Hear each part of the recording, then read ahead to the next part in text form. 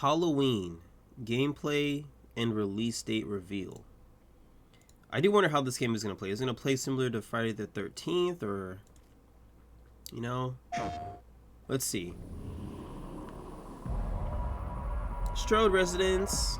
Rarely do teams get the incredible opportunity of exploring and creating a game around iconic horror legends like Michael Myers. In Halloween, players get to relive that fateful night in 1978 and step back into the town of Haddonfield, Illinois. You see his waist, bro? God damn.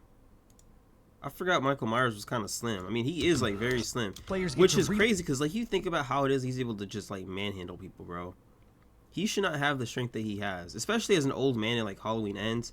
He should not have been able to pick up that woman, bro. Michael Myers is not out here taking a 24/7 gym membership.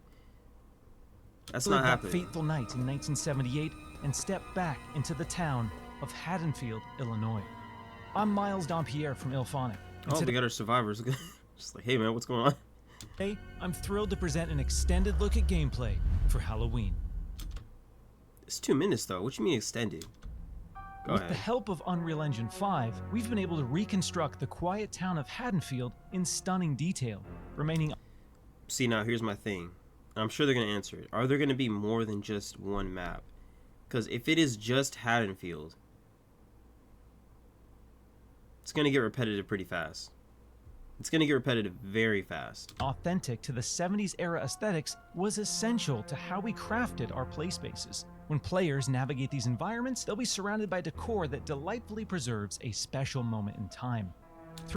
See, the thing about multiplayer games, it's one thing in single player games. Single player games, you can just give an experience and that's it. You know, people might come back to it and play it every now and then, who knows.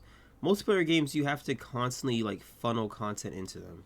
Otherwise, they're going to die. Like, you can't really... A single player game can't die. Maybe the hype can die around it, maybe the talk around it can die, but it'll always be there. A multiplayer game, when people stop playing it, when content stops coming out to it, people stop talking about it, again, they stop playing it. If they try to come back to it, say like a year later, they're not going to find servers people are like playing with them. That's my only fear. When it comes to like, even like the Friday the 13th game, bro, I don't think people were playing it as much. I hardly remember anybody really like posting content about it like a year later. And that was like one of my big issues. Even some like Lethal Company, as fun as Lethal Company was when I was playing it the first time around, when he stopped dishing out content, the creator, when they stopped dishing out content and people had to start playing like mods and stuff and putting mods in Lethal Company, I was like, yeah, this game is unfortunately gonna die. It was a really good game. It's just that again, they didn't put out mods. They weren't, or not mods, they didn't put out like more content and stuff. And that's what I hate. Killer Clowns from Outer Space, bro, that game came out this year. Nobody's talking about it. I think they probably only had like 1 or 2 maps. And of course, yeah, that game highly depends on the players. And it died. It died. Let's be honest, bro. Nobody's talking about Killer Clowns from Outer Space. It's a dead game. Texas Chainsaw Massacre, I still see people playing it. But for the most part, it's a dead game. I don't think they're putting out any more content for it. That's how I feel. Yeah, but the game Loki's dead. Yeah, exactly. It's a dead game, and I fear that when it comes to a lot of horror games like this, in which it's a thing of okay, you have one killer and then a whole bunch of survivors, and you guys have to, I guess, escape, and that's the plot. And there's no other killers at all involved or anything. It's just one single killer. There's no change or buff. There's no additional things added to this killer, and it's just going to be the same stuff over and over again. It becomes repetitive, and then you start figuring stuff out. I'm not trying to rant on this game. Again, it literally is not even out yet. That's just my fear for it, because I've seen it so many times in other games. Throughout these locations, randomized townsfolk NPCs are living their lives. Okay, cool. Completely unaware of the danger lurking right outside their windows. That is something These to have. NPCs serve as the game's primary objectives. Stepping behind the mask of this infamous killer, Michael's goal is to find, stalk, and kill the residents of Haddonfield before Halloween night ends. Once you've honed in and stalked a target, it's time to choose the perfect moment to strike. Oh, shit. Michael comes equipped with an array of unpredictable endowments, but the most powerful is Shape Jump. When in Shape Jump, Michael is invisible to the naked eye. This is our interpretation of Michael's inexplicable tendency to teleport, appear in completely unexpected places. Completely valid. Victims off guard. Players can also choose from a broad range of compelling... Damn! Hold on now, who's that? I tell you, bro. Look, back in the time, bro, when white women had this kind of hairstyle, they was cooking. Why don't white people wear this anymore, bro? They don't have this hair, bro. This hairstyle is iconic, bro. I'm telling you, bro. Also, she still look good regardless. She might be like kind of mixed. I don't know. She got some freckles on. Also Let me choose stop. from a broad Amazing range of character compelling design. civilian.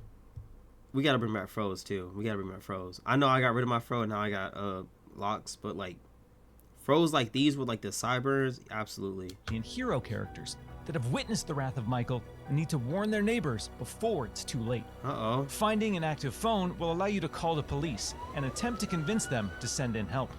Just remember, you may be able to knock him down, but you can't kill the boogeyman. We Okay. hope you've enjoyed this extended look at gameplay for Halloween. We've only scratched the surface of what's shaping up to be a truly special and murderous sandbox horror experience. And we can't wait for you all to join us.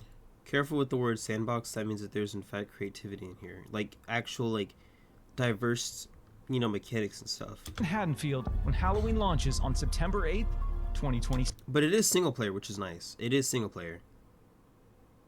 It's coming next year, September 8th next year. Okay.